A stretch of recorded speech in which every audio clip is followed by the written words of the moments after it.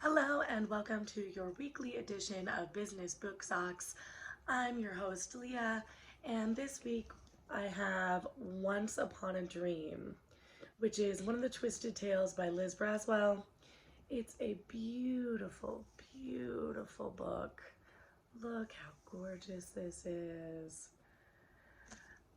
This book is very special to me because Princess Aurora was always my favorite Disney princess growing up because she was the first Disney princess whose prince actually had a name, not just a character trait. He wasn't just charming, he was Prince Philip. And Prince Philip fell in love with hearing her voice before he ever saw her. And then once they met, they didn't know that each other were royalty. They both thought each other were just random people in the forest, and they didn't fall for a position, they fell for a person. Now, granted, they did fall for each other really fast, even by then standards, probably. So, what's really cool about the Twisted Tales series is that it takes all of these fairy tales that we grew up on and it tweaks it with a what if, kind of like the Elseworlds of Disney. What's happened with a lot of those is that instead of being the traditional story that we know, they've been giving a lot of power back to the princesses and having them be the heroes of their own story. And this one's no different. The what if is what if Princess Aurora never woke up. So it opens with, "For my daughter Ivy, wake up, grab your sword, defeat the twin dragons of doubt and uncertainty, and conquer the world." That's the author's dedication to her daughter. And I really love when authors grab me right away with little things like that, whether it's a dedication or the reason they wrote it, whatever it is, even if it's the first line that can grab you right away and have you feeling something for the author and their voice. That's a great start already. So then the tale opens with clarity on Philip needing the three fairies, how without them he wouldn't have ever been able to defeat the dragon. And so that kind of sets the tone for this being something that empowers women right away. And he goes to kiss her, and instead of it waking her up, he falls down into a sleep state as well. And then from there, we go into this dream world that Aurora is now trapped in. Now, she's not just trapped in a dream state. Maleficent, when Maleficent's dragon body died, went into her own spirit plane and got sucked into Aurora's dream via the curse.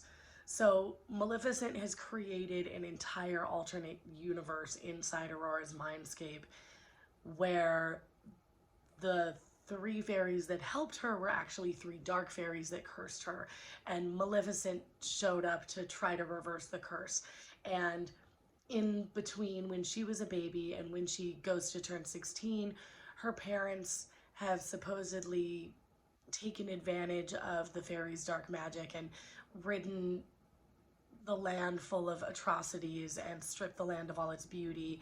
And Maleficent shows up to save the kingdom and to save Aurora from it. And in so doing, she takes over as queen. So Aurora's trapped in this constant state of feeling beholden to Maleficent, feeling like she owes her things, feeling just grateful to not be banished to the dungeon with her parents. And from there, eventually, the kingdom starts to try to seep in because she's still not allowed to leave the castle. She's a prisoner in her own mind. She's a prisoner in the castle.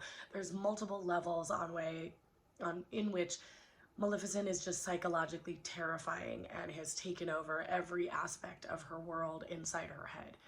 Now, eventually, the townspeople and the staff of the castle try to start getting through to her because they want to wake up too.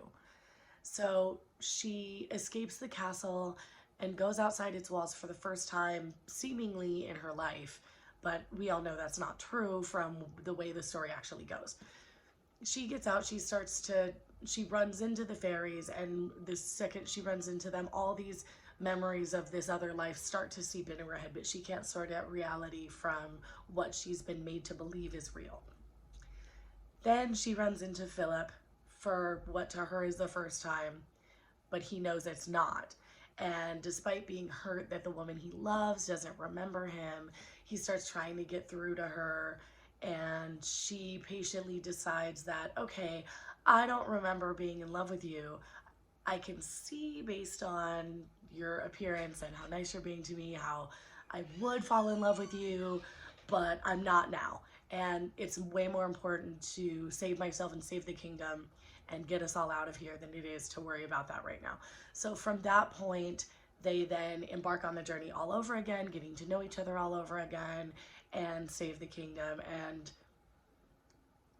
it's pretty obvious that she does become her own hero through this, but there's a lot more to it than that, and from there you'll have to read the book. It's definitely worth reading. Not everything that I've read in the Twisted Tales series is worth it to me, but this one definitely is. Everything in the series is definitely beautiful, but maybe it depends on which princesses are your favorite or which stories you liked best. But this one is absolutely worth the read. I couldn't recommend it more. Mybookshop.org is below. Please remember to like and subscribe. Thanks for watching. Bye, Book Dragons.